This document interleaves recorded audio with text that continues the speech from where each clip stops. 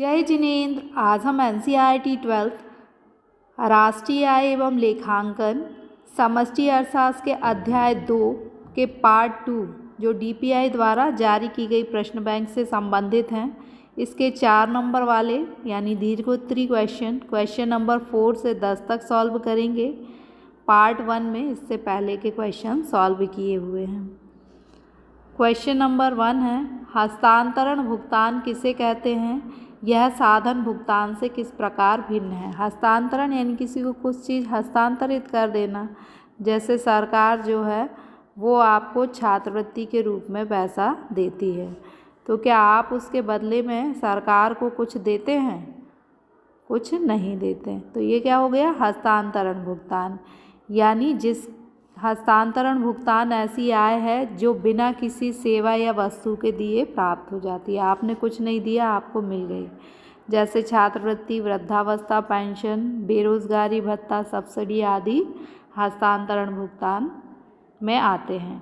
अब साधन भुगतान किसे कहते हैं? साधन भुगतान का अर्थ होता है कि उत्पादन के जो साधन होते हैं, भूमि, पूंजी, श्रम संगठन और साहस, ये क्या करते हैं? फर्म को अपनी सेवाएं देते हैं और इसके बदले में फर्म क्या करती है? इनको भुगतान करती है। जो भुगतान फर्म करती है उसे कहते हैं साधन भुगतान।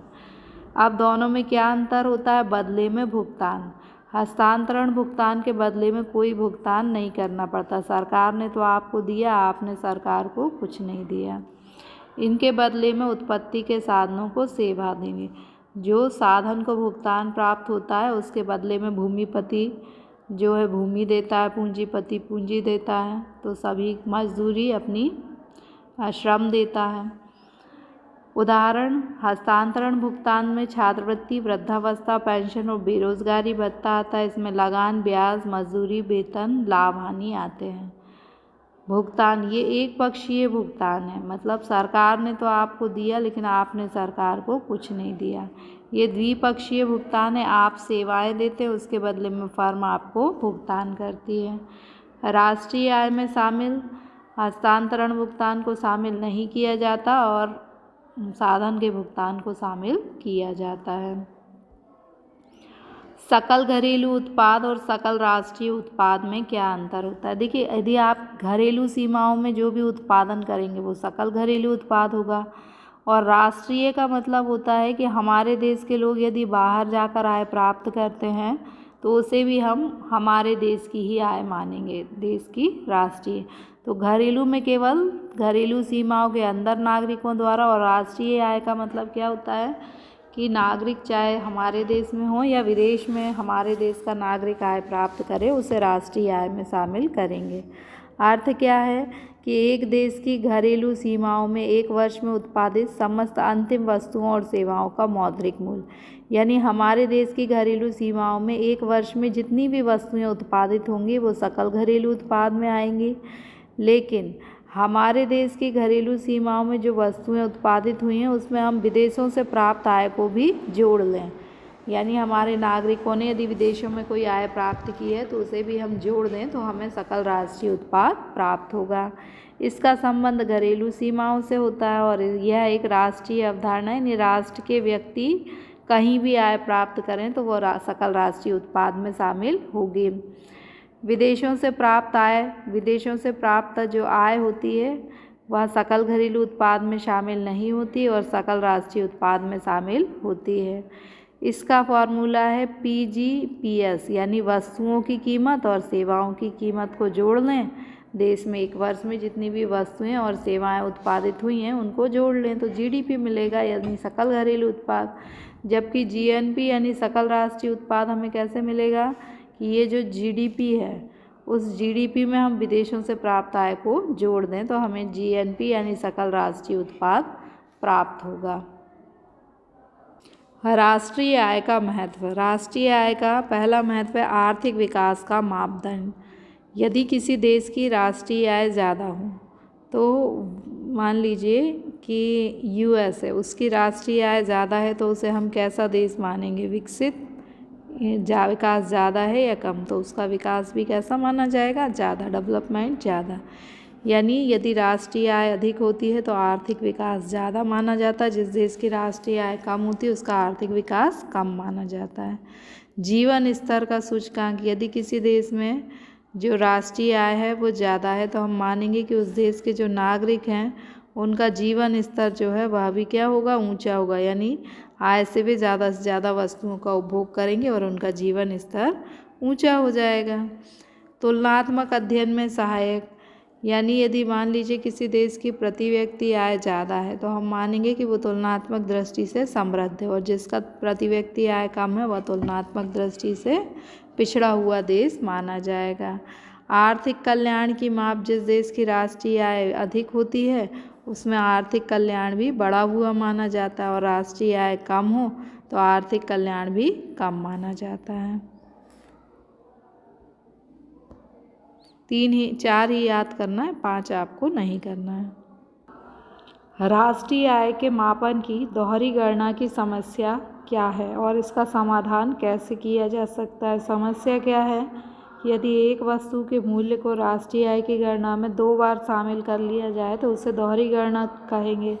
जैसे यदि मान लीजिए कि गेहूं का उत्पादन हुआ तो हमने गेहूं के मूल्य को राष्ट्रीय आय में शामिल किया, फिर दलिया, आटा, नूडल्स, बिस्किट, ब्रेड आदि गेहूं से बने तो इन सभी के मूल्य को भी हमने राष्ट्रीय आय को में शामिल कर लिया, तो एक ही वस्तु का मूल्य कई बार शामिल हो गया, तो इसे हम क्या कहेंगे कि दोहरी गणना की समस्या उत्पन्न हो गई।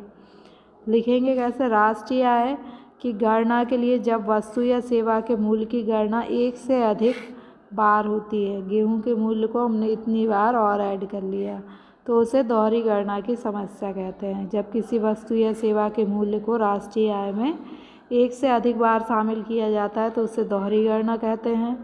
दोहरी गणना के फलस्वरूप राष्ट्रीय आय बहुत अधिक दिखाई देती है। दोहरी गणना की समस्या का उदाहरण है, ये आपने देख ही लिया। इसका समाधान है कि इसमें मध्यवर्ती उपभोग जो है उसे घटा देना चाहिए। यदि हमने सीधे ब्रेड को शामिल किया तो बीच में उससे जो आटा बना वो गेहूं, इन सब के मूल्य को क्या करना चाहिए, घटा देना चाहिए। लेकिन जीएसटी लागू होने के बाद क्या है, दोहरी गणना की समस्या अब पूरी तरह स्वतः ही समाप्त हो जाएगी। तो इसमें आपको ये नहीं लिखना, ये वाली लाइन को नहीं लिखना, बाकी सभी लिखना है। तो हमने क्या देखा कि दोहरी गणना की समस्या क्या है, राष्ट्रीय आय की गणना में किसी वस्तु के मूल्य को एक से अधिक बार शामिल करना। उदाहरण क्या देखा, गेहूं को भी शामिल कर लिया, दलिया, आटा, नूडल्स, बिस्किट, ब्रेड सबको शामिल किया। बचने के लिए क्या करना चाहिए कि मध्यवर्ती उपभोग को शामिल, अंतिम ब्रेड को शामिल कर लिया, गेहूं और आटे को शामिल नहीं किया। तो गेहूं और आटा क्या है, मध्यवर्ती उपभोग। लेकिन जीएसटी लागू होने के बाद यह समस्या स्वतः ही हल हो जाएगी। स्वनियोजितों की मिश्रित आय से क्या तात्पर्य। देखिए, एक व्यक्ति है और उसने क्या किया, अपने खेत में गेहूं बोए हैं। अब इसने अपने लड़के से इसमें पानी चलवाया, अपनी उसकी जो पत्नी थी उसने भी खेत में काम किया, उसके घर के और सदस्य थे उन्होंने भी खेत में काम किया, भूमि उसकी खुद की थी, ट्रैक्टर उसका खुद का था। तो अब उसको जो भी आय प्राप्त हुई, अब उस आय में से कितना मजदूरी का, इन लोगों ने मजदूर के रूप में काम किया तो कितना मजदूरी का हिस्सा है, कितना उसकी भूमि का हिस्सा है, तो यह अलग अलग करना कठिन होता है क्योंकि उसने खुद ने भी काम किया, उसके परिवार वालों ने भी काम किया, तो कुल आय में इन सब की आय क्या होगी, मिश्रित होगी। अब मिश्रित आय में से इन सब की आय को अलग अलग करना कठिन होगा, इसलिए जो उसको आय प्राप्त होगी उसे हम क्या कहेंगे, मिश्रित आय। लिखेंगे कैसे, स्वरोजगार। स्वरोजगार मतलब खेती वो कर रहा है तो क्या है, स्वरोजगार।